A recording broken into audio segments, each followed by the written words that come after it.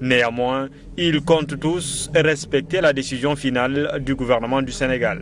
Unocois est d'abord sur cette baisse et demande aux consommateurs qui lui sont affiliés de s'y conformer. Si on valide les prix, nous sommes obligés de respecter. Avant l'entrée en vigueur de ces mesures, le gouvernement a décidé de rencontrer le Conseil national de la consommation le mardi 18 juin 2024 sur la possibilité d'appliquer ces différentes mesures. La baisse des prix de certaines denrées de première nécessité sera effective dans les prochains jours, annonce faite par le premier gouvernement sous l'ère Bassirou Diomaye Faye. 2 mois seulement après sa formation, ça a suscité plusieurs commentaires venant des acteurs de la vie économique et des ménages. Précisément à Diourbel, où les boutiquiers détaillants ont des avis divers sur ces mesures prises par les autorités. Certains dénoncent la façon dont la baisse a été annoncée sans pour autant impliquer les acteurs concernés. Un reportage que nous propose ici Abdoulaye Faye. 2 mois après la formation du premier gouvernement du Sénégal sous le régime du président Bassirou Diomaye Faye, une baisse légère des prix de certaines denrées va être observée dans les prochains jours. L'annonce a été faite ce jeudi 14 juin 2024 par le secrétaire général du gouvernement. Cette annonce a suscité plusieurs commentaires venant des acteurs de la vie économique. À Diourbel, des boutiquiers détaillants ont des positions diverses sur ces mesures prises par l'État. te aussi ñu jéem a nekk ay patriote quoi en fait. ñun bëgg nañ wàññi prix waaye wàññi prix daa am lu muy doxee mooy bala ngaa wàññi da ngay waxtaan acteurs yi ba pare. Certains commerçants dénoncent la forme dont cette baisse a été annoncée. Ainsi, selon ces boutiquiers, cette réduction des prix devrait être prise par l'État après avoir consulté les acteurs concernés. wan nañ wàññi bu baax a baax waaye wàññi bi waroon naa dem officiel au moment boo xam ne yow ñun ñëpp a ci xam ne lii. Pour faire le suivi des mesures prises par les autorités de contrôler les prix homologués sur le marché, les boutiquiers détaillants étant les plus proches des consommateurs invitent les autorités compétentes de contrôler également les grossistes. À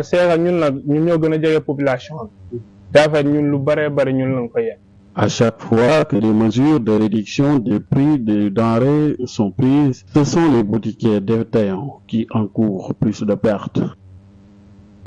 Sur le marché, les annonces gouvernementales reflètent les tarifs actuels. Toutefois, l'huile raffinée reste vendue entre 1000 et 1100 francs CFA.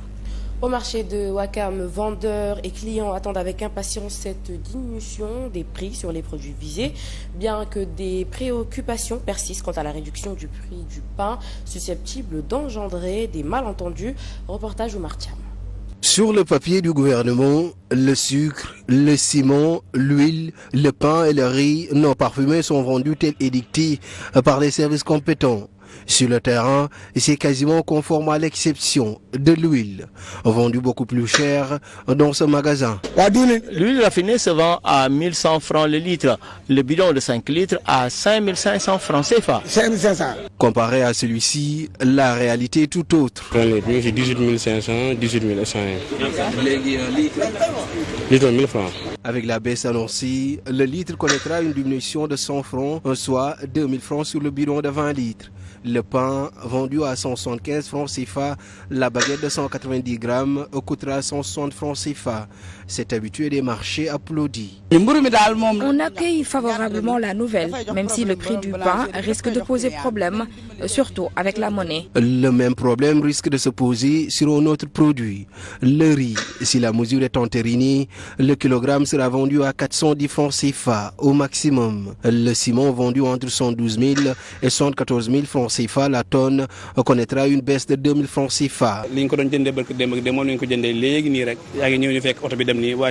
Le sucre vendu à 650 francs CFA dans ce marché sera revu à la baisse, soit 600 francs CFA le kilogramme. Mais pourquoi une différence de prix est notée chez les revendeurs? Il y a des commerçants qui veulent avoir une grosse marge. C'est ça la raison. Les prix doivent être harmonisés.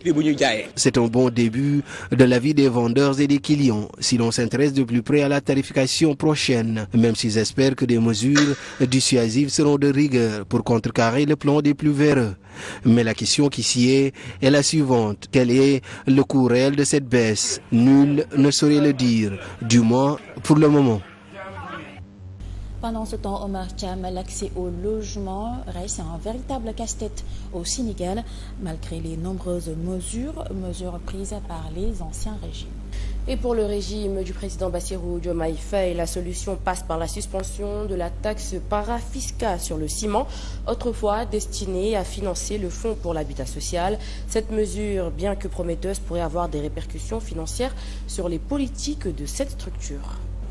Il a été décidé par le président de la République que le ciment à base d'habitation, il y avait une taxe parafiscale de 2000 francs CFA. Cette parafiscalité de 2000 francs CFA a été suspendue, mais de façon ciblée. La taxe parafiscale sur le ciment, instituée en avril 2020 sur décret numéro 2020-996 par l'ancien président du Sénégal Macky Sall, est désormais suspendue jusqu'à nouvel ordre. Étaient soumises à cette taxe les importations et les livraisons de ciment extraits ou produits au Sénégal, les granulats, les exportations et la revente en l'état ayant déjà supporté la taxe étaient exclus du champ d'application de ce décret présidentiel. Cette taxe parafiscale d'un montant de 2000 francs CFA sur la tonne de ciment a pourtant permis à l'État du Sénégal de lever plus de 50 milliards auprès de la Banque islamique du Sénégal. Ce prêt sur gage a été injecté dans le financement des politiques de développement urbain, l'aménagement des assiettes foncières du programme des 100 000 logements et des pôles urbains, l'industrialisation et le développement de l'écosystème du secteur de l'habitat,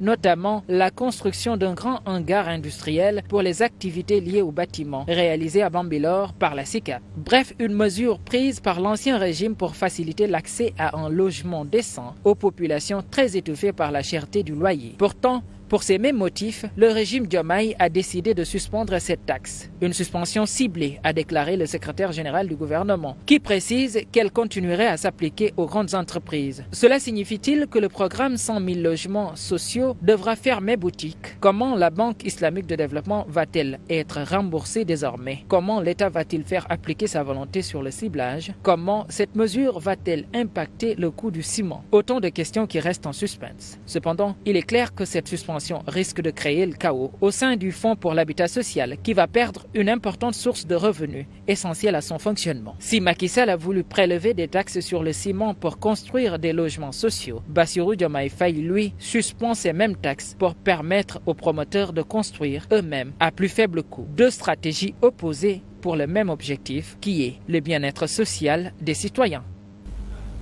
Pendant des années, le constat de la pauvreté du débat politique dans les espaces publics est largement partagé par les acteurs politiques et la société civile. Et les acteurs politiques ne sont guère conscients du creux du discours. Selon Mamadou Sy Albert, il existe une faiblesse congénitale du débat politique national. Sa chronique du jour lue par Momar Cissé. Le débat politique fait partie des règles fondamentales du jeu de la démocratie pluraliste.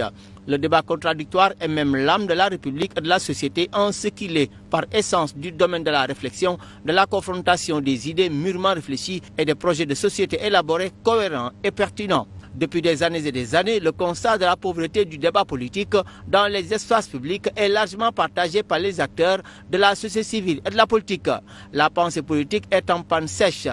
De nombreux partis se sont retrouvés ainsi avec des scores nuls, insignifiants. Certains partis et leaders vont disparaître à moyen terme. Paradoxalement, cette situation politique alarmante des partis dans laquelle les leaders n'intéressent pas les premiers concernés par la débâcle électorale des politiques et les désaveux populaires par les urnes. Les acteurs politiques ne semblent guère conscients des liens entre les cercles vicieux comme productifs du débat de plus en plus pauvre au plan intellectuel et culturel et le désintéressement massif des Sénégalais au creux du discours politicien.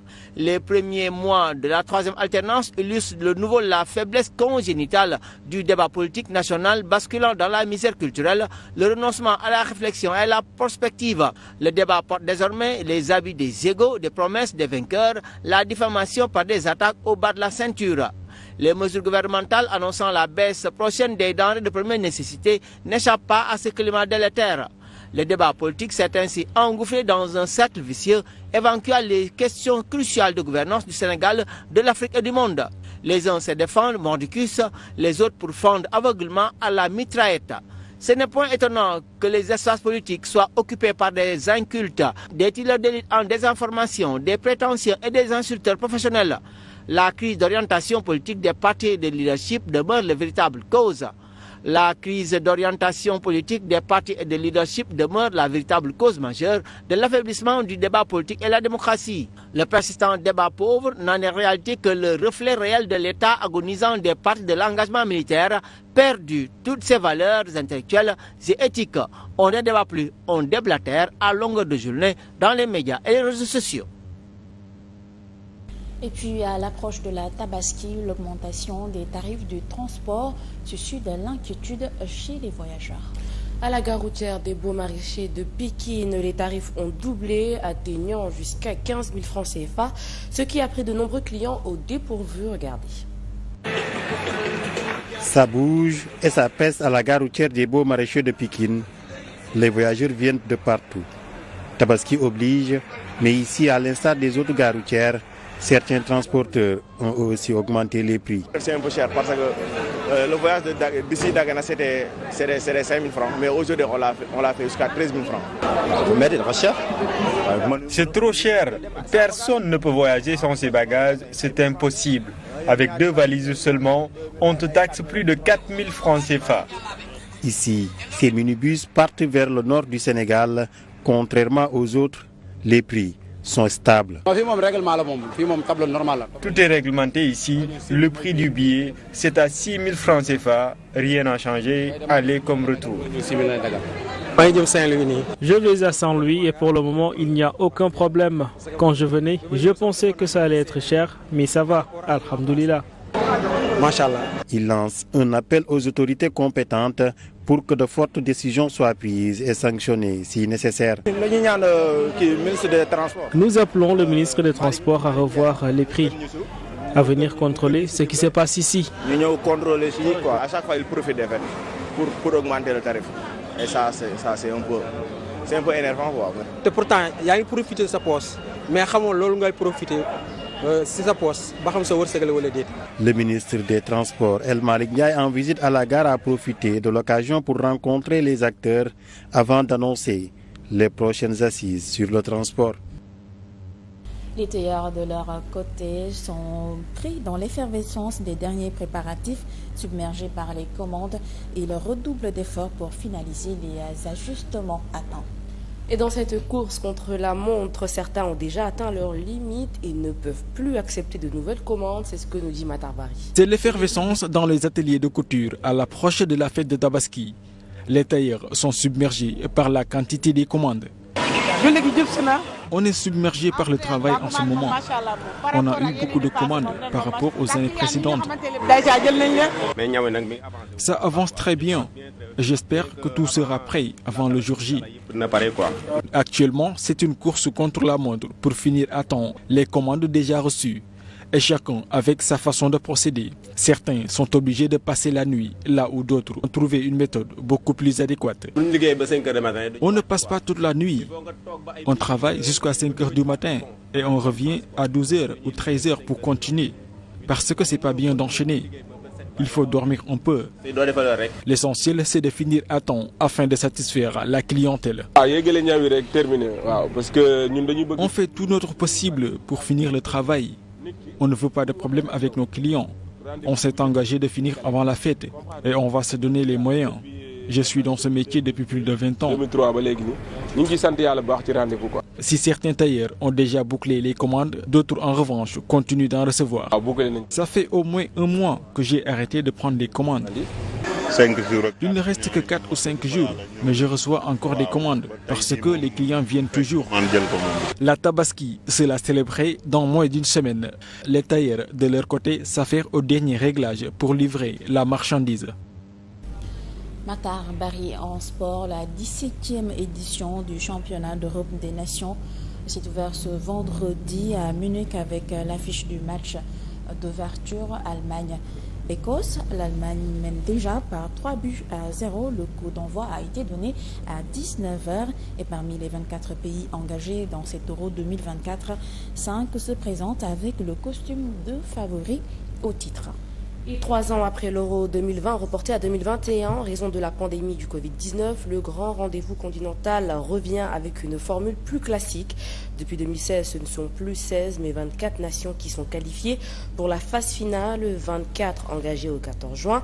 Mais le 14 juillet à Berlin, un seul pays soulèvera le trophée.